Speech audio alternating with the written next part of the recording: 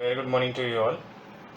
So, students, in the previous video, we have read about subsistence farming and types of subsistence farming. In that, we have read about primitive farming and shifting cultivation. Next is commercial farming.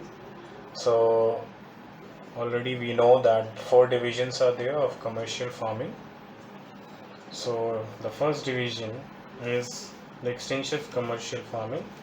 So, in that four division, first one is extensive farming, second one is intensive farming, third one plantation farming, and fourth is mixed farming. So we will start with extensive farming first. So commercial farming.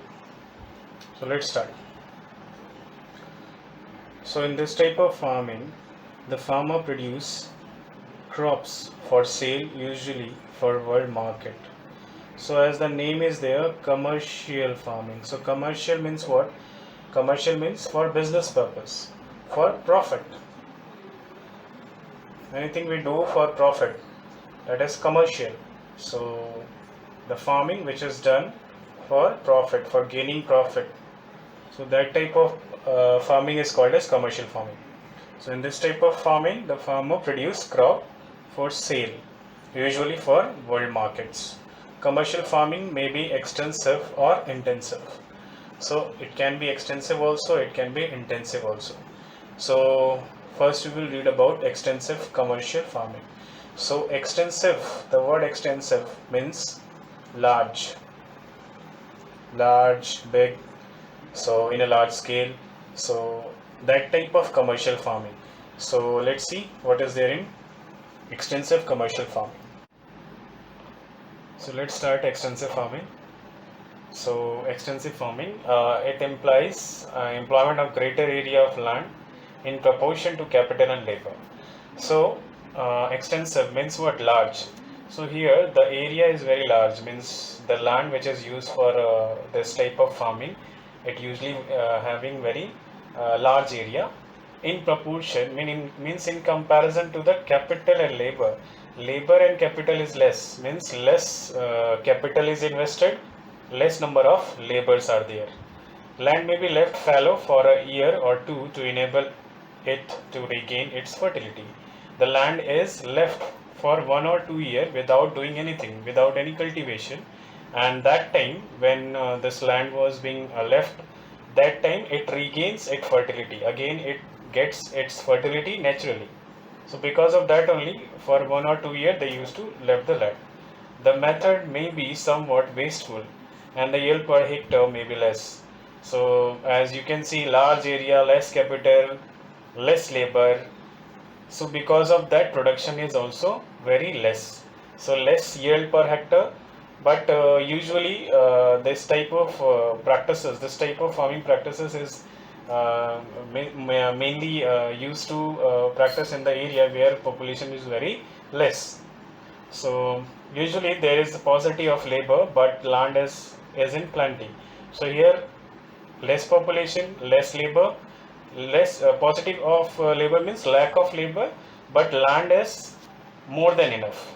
So the paucity of labor is overcome by what? By using various machine. So less labors are there, and that condition of less labor is being fulfilled by using machines. In place of labor, they use machine because less labors are there. Commercial grain farming in United States, Canada, Argentina, Australia. These are the examples of extensive commercial farming. So in United States, Canada, Argentina, Australia, here extensive farming is very popular.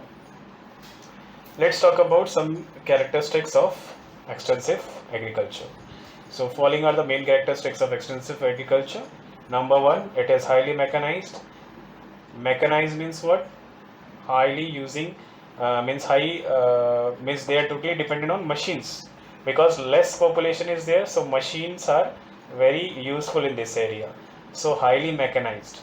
The size of holding is large, ranging from 240 to 16,000 hectares.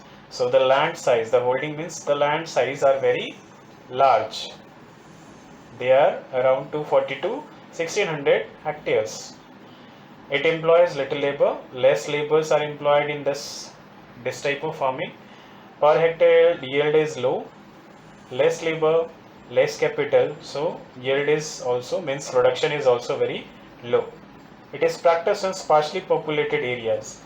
Sparsely means less populated. Population is very less. That type of area, in that type of area, this type of farming is practiced.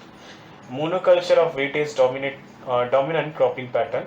Monoculture means type of farming in which single crop is grown. So single crop means wheat. Wheat is mostly dominating crop, which is mostly grown in this type of farming.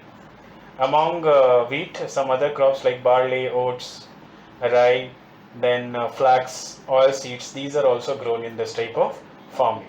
So this is what extensive farming.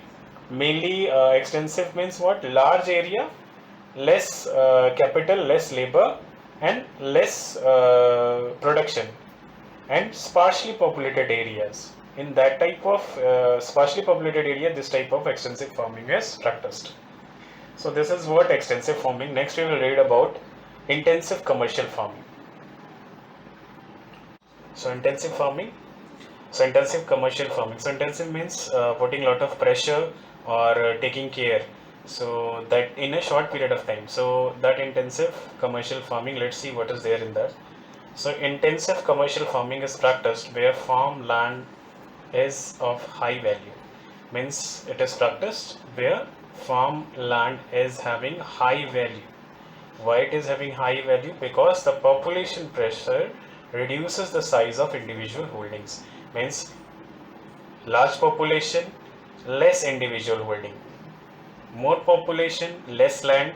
So individual can own a very small piece of land. So because of that, lot of pressure is there on a single piece of land, because land size are very small because of large population, as is the case in the delta region of the great rivers of Asia. So this type of condition you can see in the areas of Asia and the irrigated area. These are the irrigated areas because these are the deltaic region. Deltaic region are very fertile. Or we talk about Egypt, California, Denmark, Netherlands. These are the areas where mostly the land areas are very less, and they are very their cultivation is very expensive. So for cultivation only with great expense and energy, much are capital, labor or skill, all three applied for a small area. So they need great expense for cultivation, they need more capital, they need more labor, they need more skills. So all they need, because population is very high, pressure is very high, and area is very small. So in a small area they want more production. So for that what they will do, they will put more pressure, they will put more capital, they will put more labor, they will put more skills. Okay. So this type of farming has therefore developed mainly in densely populated countries with limited arable land. So this type of farming is practiced where the land is very limited and the population is very dense. Dense population, less land, less limited arable land means cultivable land. So it is practiced the lands around the Mediterranean regions.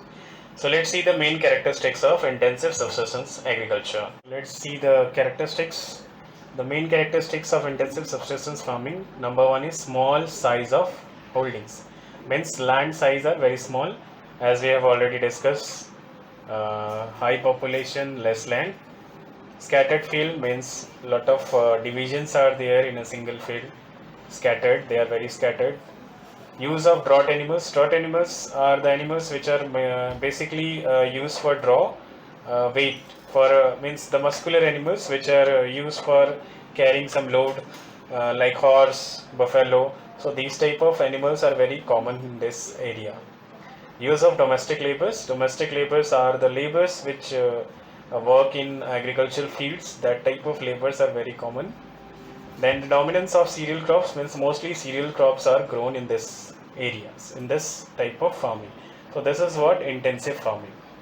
So today we have read intensive and extensive farming, which comes under commercial farming.